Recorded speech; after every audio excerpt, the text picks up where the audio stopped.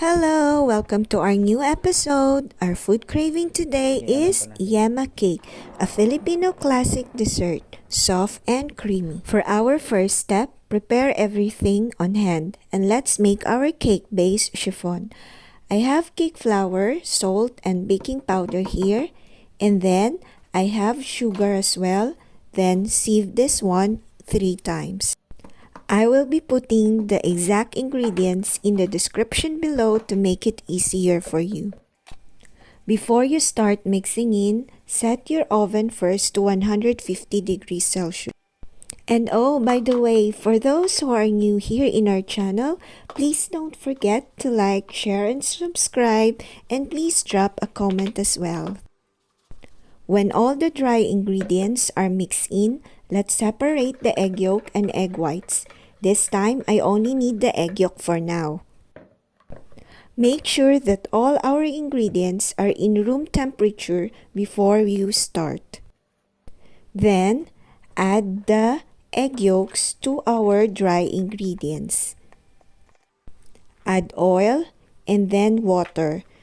You can also use milk or orange juice instead of water to make it more flavorful. Mix everything until there's no visible lumps are seen, then set this aside for a while. With our mixer, put in our egg whites with our whisk attachment in it. Start whipping egg whites on low-medium speed until it will look foamy or bubbly, then add the cream of tartar. This stabilizes egg whites and prevent collapsing when folding into butter. Then, gradually add sugar in it. Adding it slowly lets the egg whites adjust and stay airy. Then continue whipping and beat to stiff but glossy peaks. Now it's about time to incorporate everything. Fold in the remaining egg whites. Add the egg whites in 2 additions or 3, but I usually do it in 2. Use a spatula to scoop from bottom. Stop when just blended. Do not stir or beat. Do not overfold.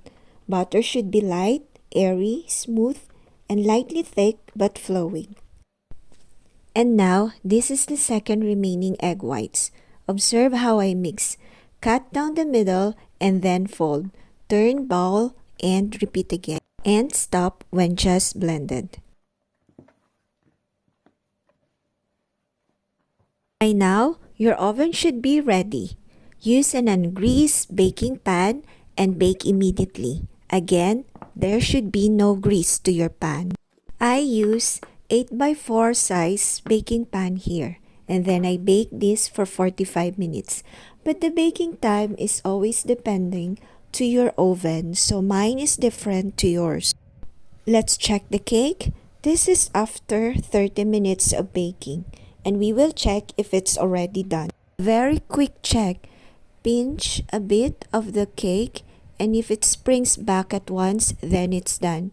But this time, we still need to wait another 15 to 20 minutes.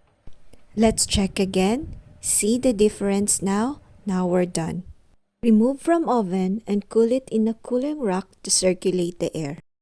Then, next, we are going to make our toppings. For our yema or custard, we're going to dump everything in a pan. Egg yolks, cornstarch, and then evaporated milk, and then 1 can of condensed milk. Mix until no lumps are seen. Cook this in a low flame and continue stirring it until the consistency thickens, then stop it from heat. And then we can add in our butter. Now let's proceed to my favorite part. Let's assemble the cake.